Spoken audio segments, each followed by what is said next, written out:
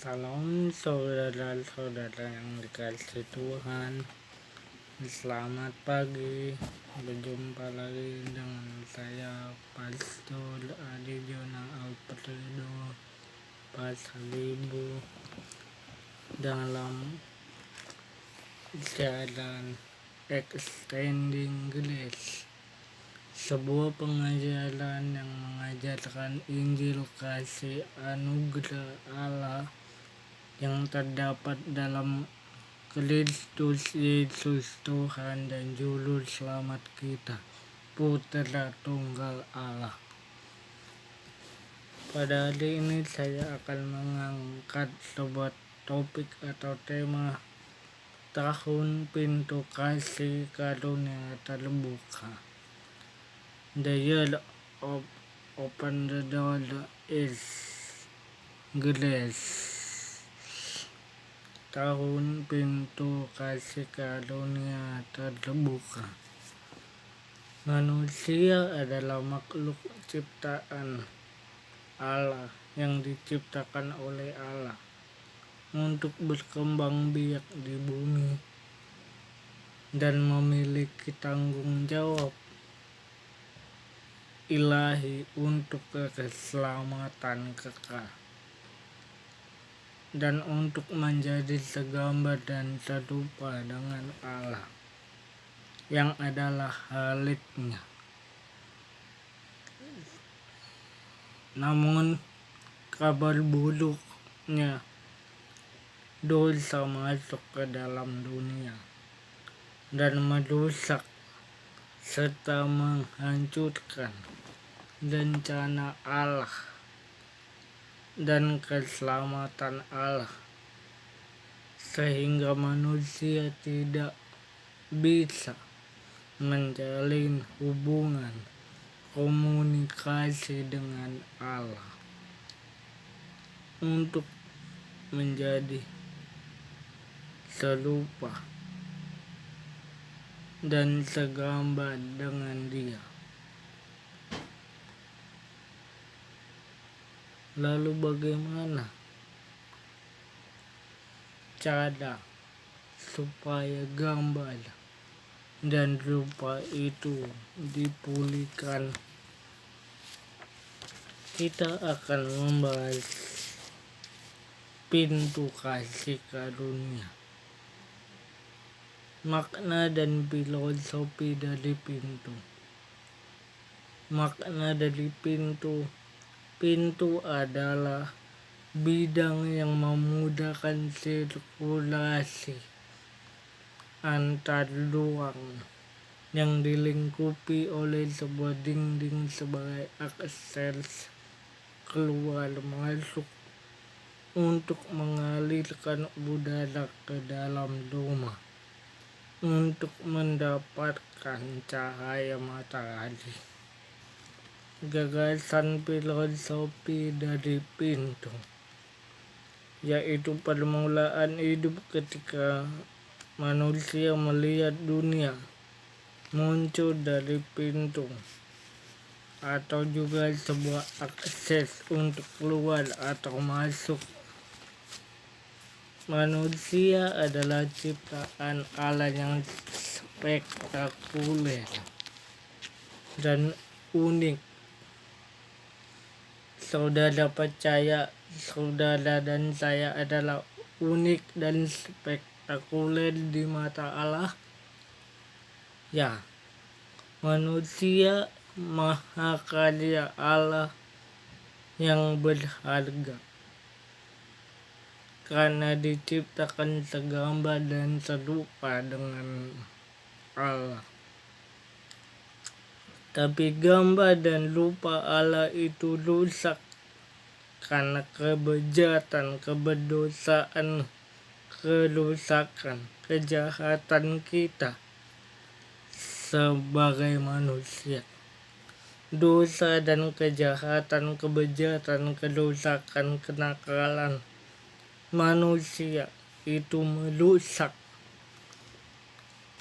gambar dan citra Allah itu. bagaimana manusia itu dapat membuka jalan kembali untuk menjadi serupa dengan Allah, dan bagaimana cara manusia untuk menjadi serupa segambar dengan Allah dan memulihkan gambaran Allah yang rusak itu melalui pintu kasih anugerah. Ya. Yohanes 10 ayat 9 sampai 10. Yohanes 10 ayat 9 sampai 10. Akulah pintu, barang siapa masuk melalui aku, ia akan selamat dan ia akan masuk dan keluar dan menemukan padang rumput. Pencuri datang hanya untuk mencuri, membunuh dan membinasakan. Aku datang supaya mereka mempunyai hidup dan mempunyainya dalam segala kelimpahan. Haleluya. Pintu dalam bahasa Yunani tura, artinya peluang, pelabuhan, pembukaan, penutupan, ya, akses, jalan, ya. Maka dapat kita persempit. Makna dari pintu adalah Yesus adalah peluang. Pintu, ya, peluang adalah kemungkinan terjadinya suatu peristiwa, atau dalam bahasa sederhananya probabilitas, untuk memungkinkan ukuran suatu peristiwa yang terjadi di masa yang akan datang. Maka dapat kita persempit, artinya bahwa Yesus Kristus adalah peluang atau pelabuhan, juga probabilitas untuk memperoleh hidup yang kekal melalui kematian dan kebangkitannya untuk kita orang percaya oleh anugerahnya. Jadi Yesus Kristus itu sendiri yang adalah pintu kerajaan surga, pintu masuk ke surga. Mengapa kita harus percaya Yesus yang adalah pintu kasih karunia? Ya, mengapa kita harus memilih Yesus Kristus yang adalah pintu kasih karunia? Karena dia adalah gembala yang baik. Di ayat 11 sampai 12. Akulah gembala yang baik yang memberikan nyawanya bagi domba-dombanya. Sedangkan upahan yang bukan gembala dan yang bukan pemilik domba-domba itu sendiri, ketika melihat serigala datang, ia meninggalkan domba-domba itu lalu lari, sehingga serigala itu menerkam dan mencerai beraikan domba-domba itu. The Lord is my shepherd. Jesus is my shepherd. Yesuslah gembala yang baik, gembala yang menuntun kita ke padang yang berrumput hijau, yang menyegarkan kita ke air yang tenang. Yesuslah gembala yang baik yang menyerahkan nyawanya di kayu salib untuk kita orang percaya, yaitu domba-dombanya. Karena Kristus adalah gembala yang baik, dia tidak membiarkan kita tercerai berai ya, akibat musuh yang menyerang kita, ya, karena di Matius 26 ayat 31 mengatakan, ya, dikatakan, maka berkatalah Yesus kepada mereka, malam ini kamu semua akan tergoncang imanmu karena aku, sebab ada tertulis, aku akan membunuh gembala-gembala dan kawanan domba itu akan tercerai-berai. Perikop ini adalah peristiwa setelah Yesus mengadakan perjamuan malam Paskah. Menjelang detik-detik dia harus ditangkap, diadili, disiksa, disalibkan untuk menebus saya dan saudara orang percaya.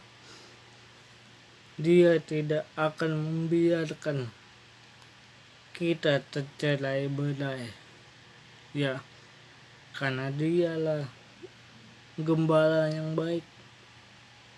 Sekalipun pada waktu itu ketika dia ingin ditangkap, ingin disalibkan, semua murid-muridnya meninggalkan dia. Semua murid-muridnya tercerai-berai secara fisik, secara pola pikir dunia, ya, karena takut kepada orang-orang bangsa Romawi, ya. Tapi puji Tuhan, ketika Yesus bangkit, dia hidup pada hari ketiga. Gembala yang baik itu membuka jalan bagi kita yang percaya melalui kebangkitannya. Pintu alam maut tidak akan menguasainya. Selanjutnya kita adalah domba-dombanya. Yohanes 10 ayat 14-15.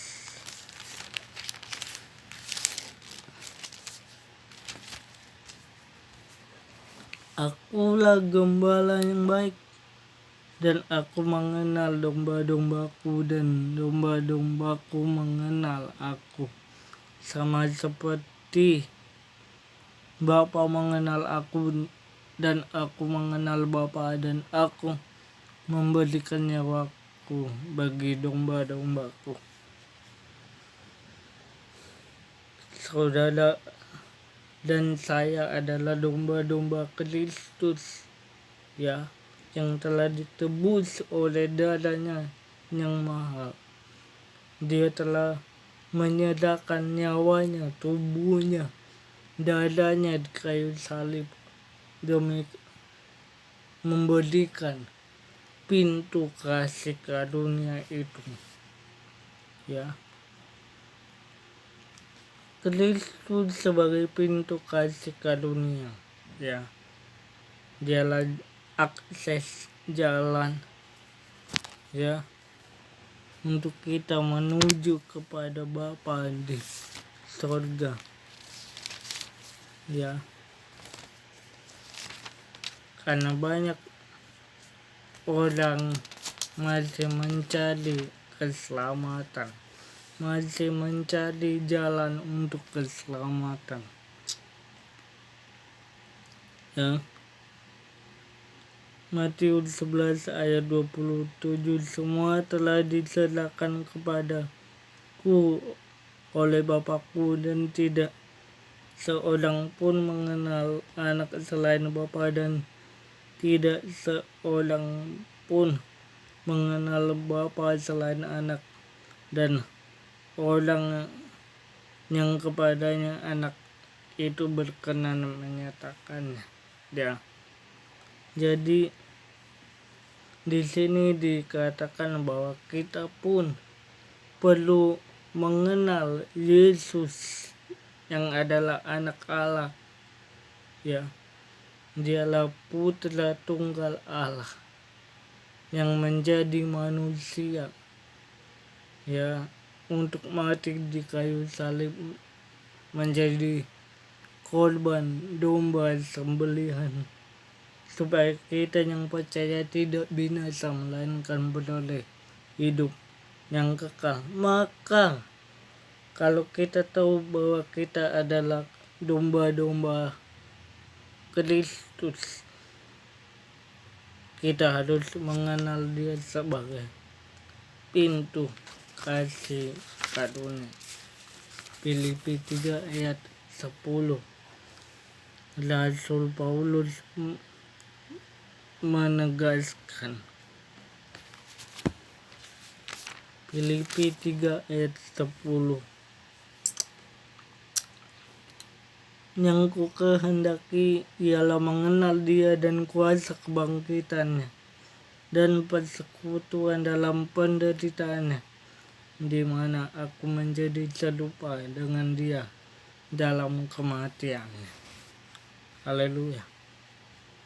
Jika Yesus Kristus adalah gembala yang baik yang menuntun kita ke dalam pintu kasih karunia dan pintu kehidupan, bagaimana kita menemukan pintu kasih karunia yang adalah kehidupan kekal itu? Percaya, ya, percaya kepada Yesus Kristus sebagai jalan keselamatan. Itu yang pertama. Percaya kepada Yesus sebagai jalan keselamatan. Yohanes 14 ayat 6. Yohanes 14 ayat 6. Akulah jalan dan kebenaran dan hidup. Tidak ada seorang pun yang datang kepada Bapa kalau tidak melalui aku. Sekali lagi, Yohanes 14 ayat 6. Kata Yesus kepadanya, akulah jalan dan kebenaran dan hidup. Tidak ada seorang pun yang datang kepada Bapa kalau tidak melalui aku. Jadi pertama, percaya Yesus sebagai jalan keselamatan. Kedua, masuklah melalui pintu yang sempit. Matius 7 ayat 13 sampai 14. Dalam terjemahan baru 2 dikatakan Matius 7 ayat 13 sampai 14. Masuklah melalui pintu yang sempit, karena lebarlah dan luaslah jalan menuju kepada kebinasaan, dan banyak orang masuk melaluinya. Ayat 13. Betapa sempitnya pintu dan sesaknya jalan yang menuju kehidupan. Hanya sedikit orang yang melaluinya. Di ayat 14. Jadi untuk kita masuk kepada pintu kasih karunia, menemukan pintu anugerah, ya, yang memberikan kehidupan untuk saya dan saudara, yang memberikan hidup yang kekal kepada kita, masuk melalui pintu yang sempit. Pintu yang sempit artinya apa? Kita siap meninggalkan dunia ini dan segala kemegahannya. Kita siap meninggalkan semua hal-hal yang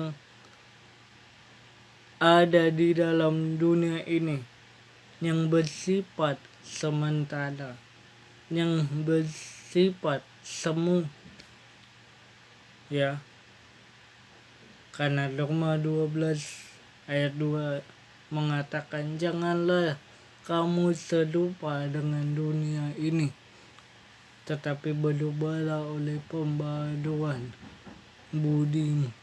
Artinya kita tidak lagi menginginkan hal-hal yang secara fisik atau lahiriah, hal-hal lahiriah, hal-hal yang bersifat duniawi, materialistis. Ini bukan berarti kita tidak bisa terpaut dengan dunia. Ini bukan berarti kita tidak boleh hidup dalam kemegahan dunia. Tetapi dikatakan untuk masuk menuju hidup kekal harus masuk melalui pintu yang sempit. Artinya kita akan mengatakan sama seperti Rasul Paulus katakan, hidupku bukannya aku lagi, tetapi Yesus di dalamku. Dan hidupku yang sekarang aku hidupi dalam daging adalah hidup oleh iman kepada Allah, kepada anak Allah yang telah menyerahkan dirinya untuk aku. Artinya hanya Kristuslah yang menjadi sentral hidup kita. Kristuslah yang menjadi sentral perjalanan kehidupan ini. Kristuslah yang menjadi inti kehidupan saya dan saudara. Ya. Mengenal Yesus sebagai gembala yang baik itu di ayat 14 sampai 15 dalam Yohanes 10. Akulah gembala yang baik, dan aku mengenal domba-dombaku, dan domba-dombaku mengenal aku. Akulah gembala yang baik, ya, dan aku mengenal domba-dombaku, dan domba-dombaku mengenal aku, ya, sama seperti Bapa mengenal aku dan aku mengenal Bapa, dan aku memberikan nyawaku bagi domba-dombaku. Ayat 15, Yohanes 10 ayat 14 sampai 15.